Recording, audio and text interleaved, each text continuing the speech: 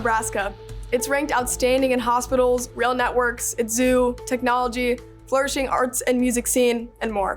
It's an attractive city because of its central location and its investment in employment.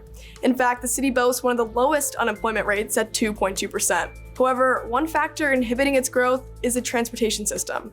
Metropolitan Area Planning Agency and Omaha Metro work closely to fund and plan better routes and connections for residents. 8 University of Nebraska at Omaha journalists created the following 3-part series to uncover where the system is today, how it got there, and what's in store for the future. Welcome to Omaha In Transit. I'm your host, Anna Bellinghausen, and we'll hear from myself, Avery Howard, and Alexa Blaze as we share the story of Omaha.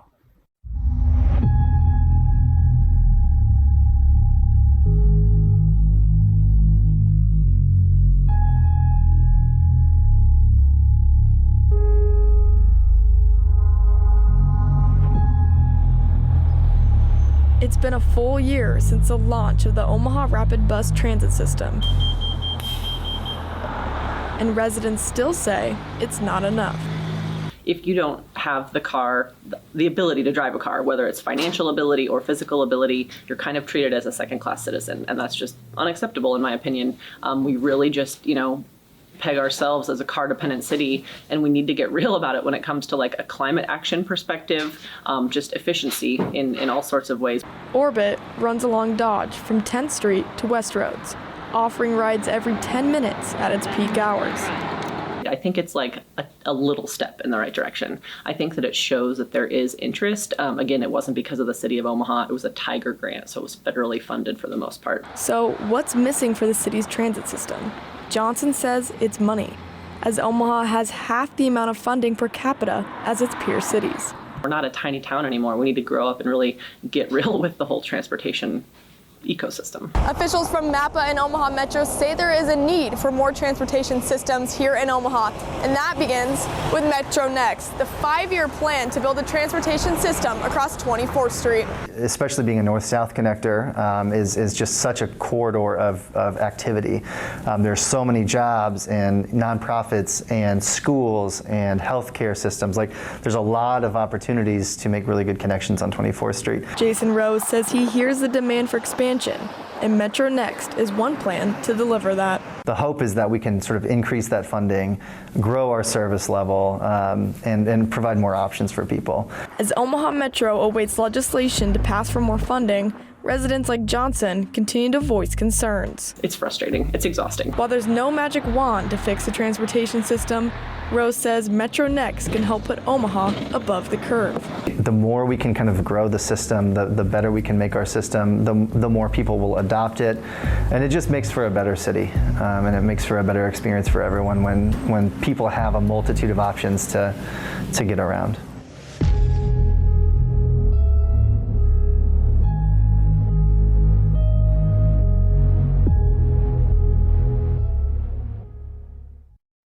And what about the pending legislation? The Build Back Better Act is the president's second massive spending initiative, and that will scale down from $3.5 trillion to $2 trillion and hopes to get more support among reluctant Democrats and Republicans. It's currently stalled in D.C. The Senate Majority Leader intends to pass the bill by Christmas. Avery Howard joins us now to unveil the ugly side of history in Omaha. It's a sensitive topic, but it is important as citizens of a city we love to know where we came from. In our research about Omaha and redlining, we learned about the long-lasting history and effects segregation and redlining has on our city. Years after redlining was federally implemented in the 1930s, the Black community in North and South Omaha flourished after being isolated to fend for themselves. However, after 30 years of this, tension and anger built up, leading to the riots of the 1960s. These acts of frustration were rooted in the lack of resources and services.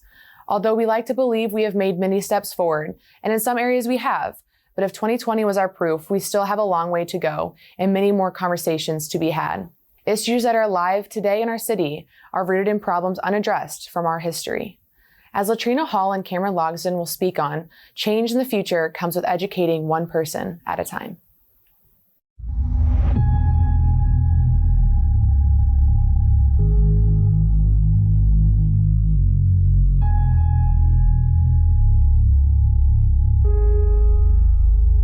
As Hannah explained, Omaha finds itself a global competitor in business, healthcare, and agriculture, but it also finds itself with a recognizable history of segregation and blatant racism. It's the fact that Omaha is segregated is no secret to anybody that lives in Omaha.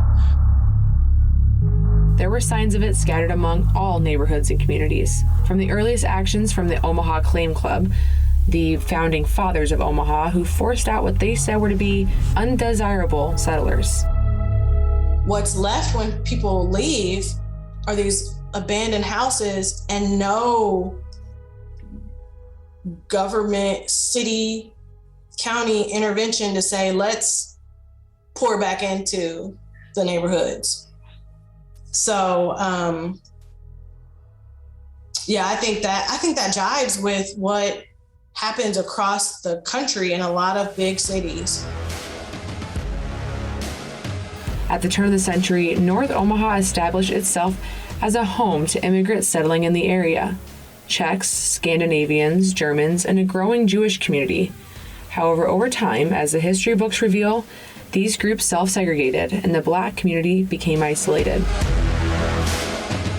You can see how those decisions have impacted the choices to put this store in this area versus in another area, or to not have a bank in this area versus another area, or a grocery store. So, I think some folks just have to take the blinders off. Despite being isolated, the Black American community grew and flourished. The men and women opened successful businesses, renting storefronts from the Jewish community and expanding success along Lake Street. I think it also meant that folks came together to say, well, then we'll create our own stores. We'll create our own banks. We'll have, then we'll be the ones teaching at our schools. We'll create whatever is needed and have that for each other. Richard Rothstein explains in his book, The Color of Law, Omaha's Black doctors, lawyers, and entrepreneurs were viewed as threatening to the city's white leaders. As a result, a literal red line was drawn around the North Omaha community. Passed down from the federal government as a part of the New Deal in 1933, this legislation was meant to expand suburbia to whites and push people of color into housing projects where access to loans were virtually non-existent. This whole idea of redlining was taking this red pen and creating a circle on a map and saying, really, white people should not live here. This is a hazardous area. So white people should live over here, which then kind of relegated folks, especially people of color, to certain areas. Look like this. This is a racial dot map of Omaha, based on data from the 2010 census. The orange dots are Hispanic Latino residents. The red dots are Asian Americans. The green dots, African Americans. And the blue dots are Smurfs. I'm kidding. It's the whites. Local comedian Cameron Logsdon uses satire to get this message across to a wider audience. As a comedian, I was like, okay, here's something we all know, we all see, but do we understand it? So how can we make something that we don't understand accessible and funny? And what I learned was that the segregation and the racial division that we have in the city is dated back to very specific racist legal policies, things that were considered legal, racist policies that drove hard lines in our city. 3 decades after the Housing Act was signed by FDR, Omaha's streets turned bloody as those in redline communities fought back in the form of riots. When you start to see how communities, how the disinvestment began to impact them more, it was when you had government intrusion, like, we're going to create this highway that is now going to separate your communities. And so all that you've known in terms of being insulated and being able to support each other and thrive with all your different businesses, that's going to be cut in half. And so now your communities are going to be separated. Stemmed from pent-up anger surrounding the lack of resources and services offered to the North Omaha community. The catalyst for the Red Summer in 1966 was the killing of a 19-year-old by an off-duty white police officer.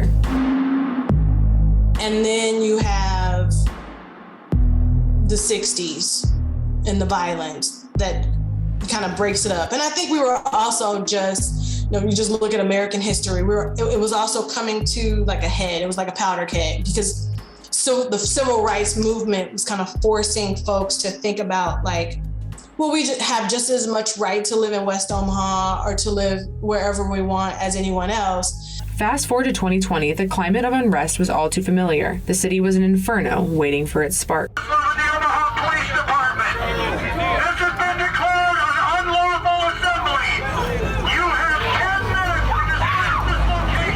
And I think that what happens is when we look at the summer of 2020, West Omaha had a very harsh light shine into some of its darkest paths and its darkest truths in the most tragic of ways.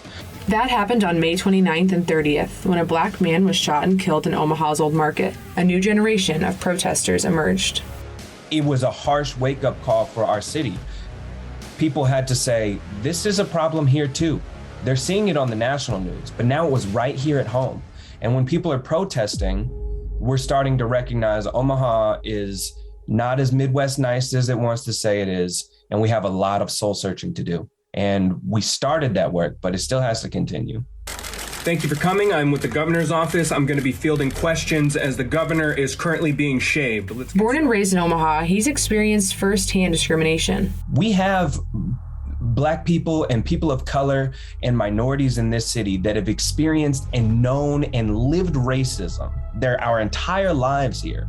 And then there are white people in the city that haven't seen it, haven't experienced it. And there were lots of national tragedies happening that were highlighting things. And then here in our own city, as people came out to protest, we experienced that same very thing. While funding, resources, and comprehensive transportation system is a start, Cameron says changing a system that is arguably as old as the country's inception starts with one person at a time. Again, in talking about this, in living this, and researching this, these are things I've seen. I've talked to a lot of wonderful people who have helped demonstrate to me that we can hope and wish and we can make jokes and hope people pay more attention. But the truth is that no matter how much light shedding we do, it has to be tangible. It has to be money. It has to be laws. It has to be policy. And we have to have leaders in a community that understands that. And so the light shedding is just step one. Getting people to understand a joke, that's step 0.5. Getting people to do the research, that's step 1. Getting people to accept it, step 2, and on and on and on until we start putting in place some really, really hard, practical solutions. Created, but it's also important to understand how communities came together. Latrina holds out optimism to mend the city's divide. I left in 2013. I felt like I came back to a whole new city in 2017. So I am hopeful just because of some of the changes I've already seen. However, Cameron struggles to find that same hope for the future. I am not particularly optimistic. My fear is that with everything that we see in the country, we see more and more division and less willing to learn. I think people need to be met at a table where they can listen to each other first. And until we're willing to set down some of the preconceived notions that we have about each other, it's going to be very, very difficult to come together. And I have a hard time believing that time is coming. I want to be optimistic, but it's difficult.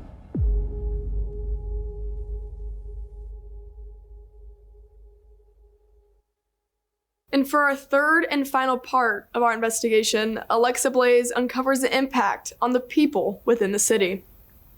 Omaha is projected to surpass the 1 million mark in the next 2 years. While this seems like good news, the transit system is already struggling to keep up with growth. As birth rates skyrocket and immigration continues, one UNO student exemplifies the harsh reality of this.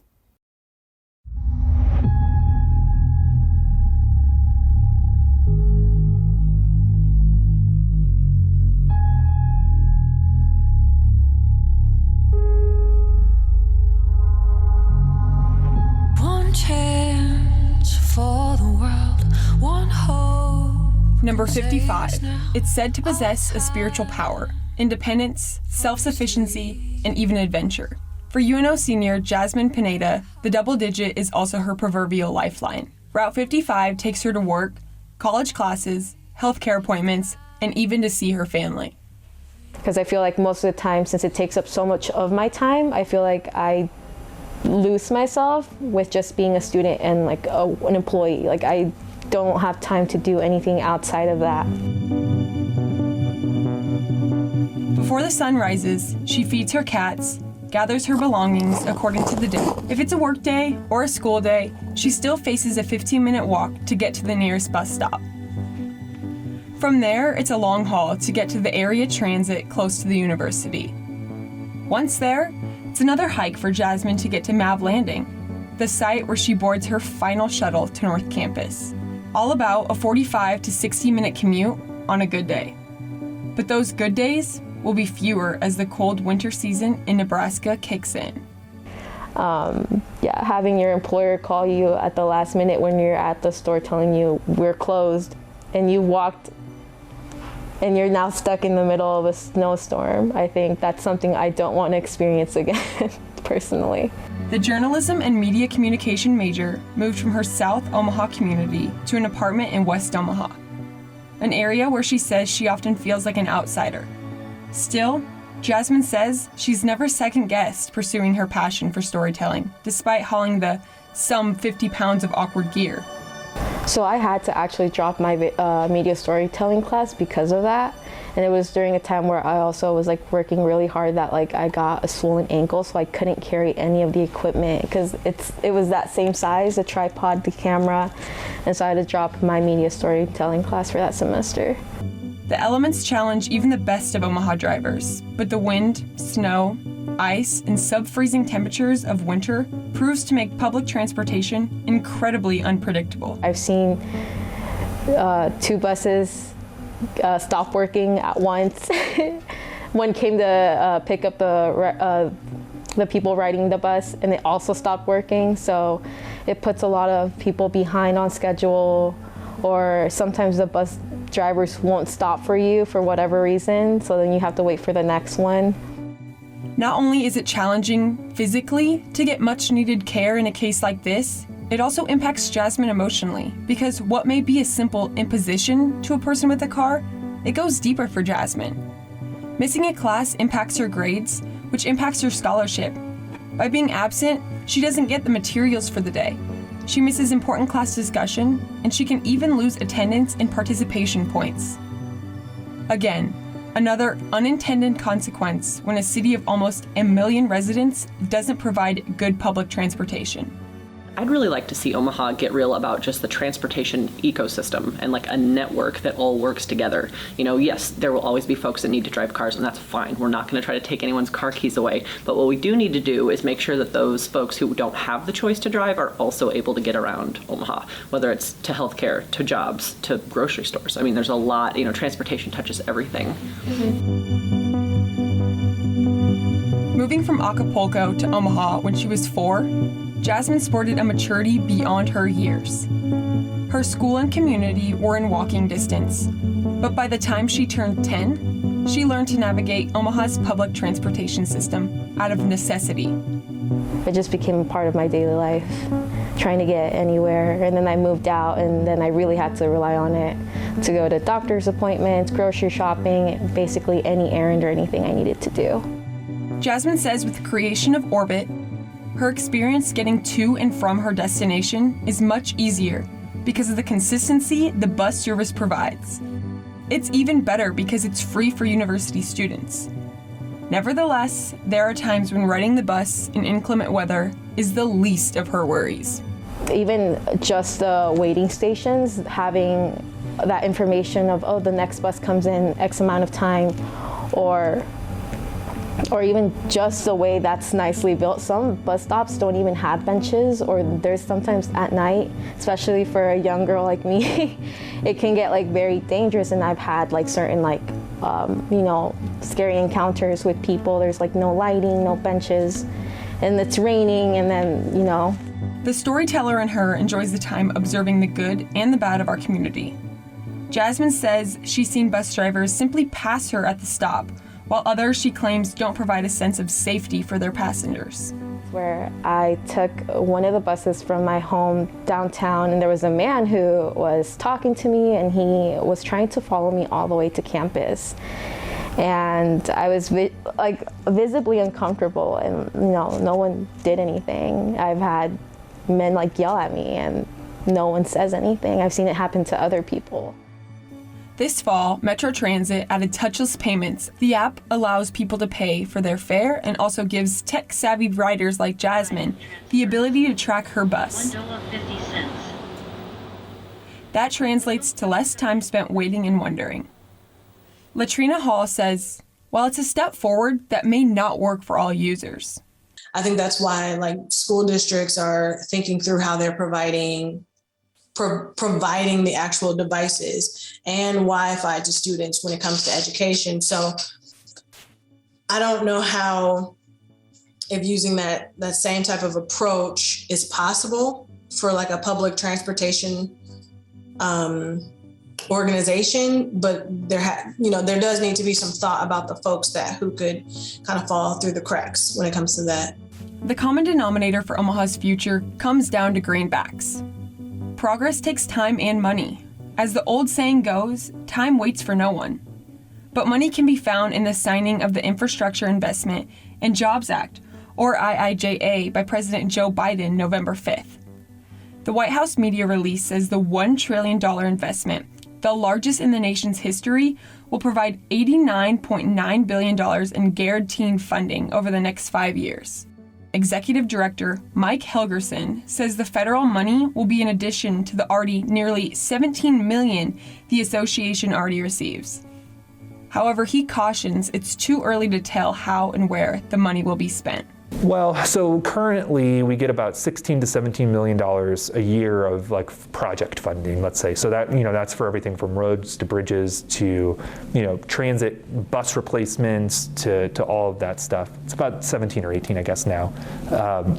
It's difficult to say because the way the math works out, so the total pool of funding is growing, but the amount that's allocated to organizations like us is growing, and our population has grown. And so it's difficult to kind of suss out exactly what that number would be, but certainly, I would say a rough estimate of more than 25%, 25 to 33%, possibly more. So that, $18 million number might become something more like $25 million. It might be more. We don't really know. And so it's difficult to do the math without Congress kind of finishing their work. He says a 33% increase is enough to add a couple additional projects each year. This is in addition to other federal, state, and private funding provided.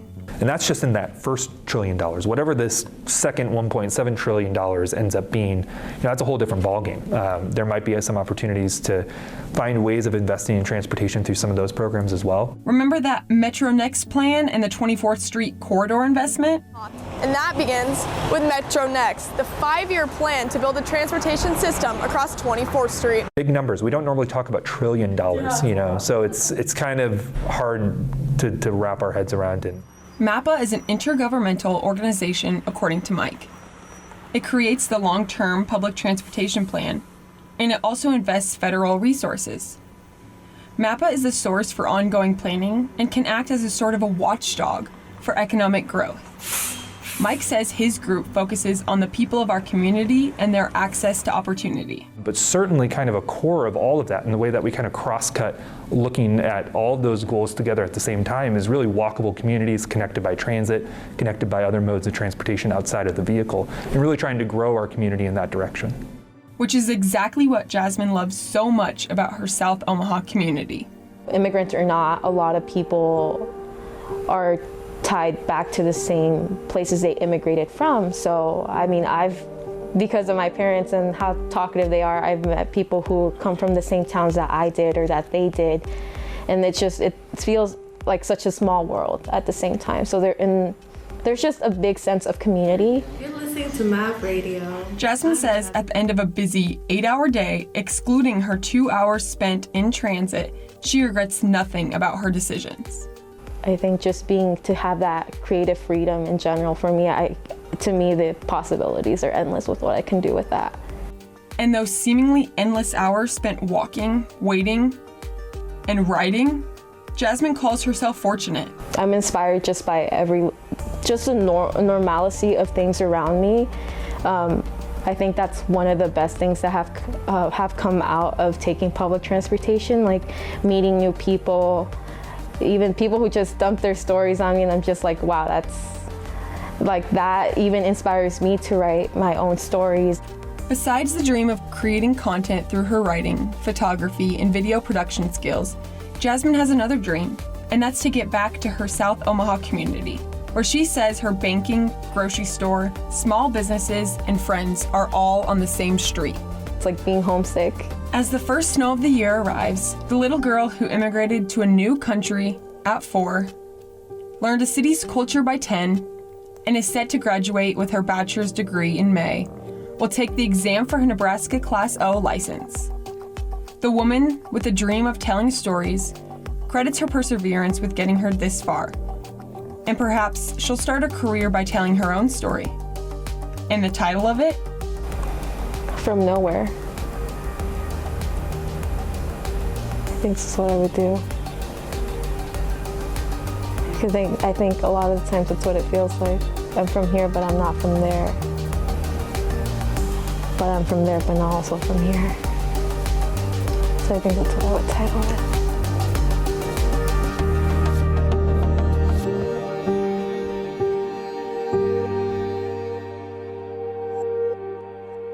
Our thanks go out to Mike Helgerson, Jason Rose, Sarah Johnson, Cameron Logston, and the folks with Together Omaha and UNO Service Learning Academy. Finally, we want to give our heartfelt thank you to Jasmine Pineda. Without her, the series would not have been possible. For all of our school communication reporters, photographers, researchers, and of course the TV staff, we're so glad you could share this time. We hope you enjoyed Omaha In Transit and learned something along the way.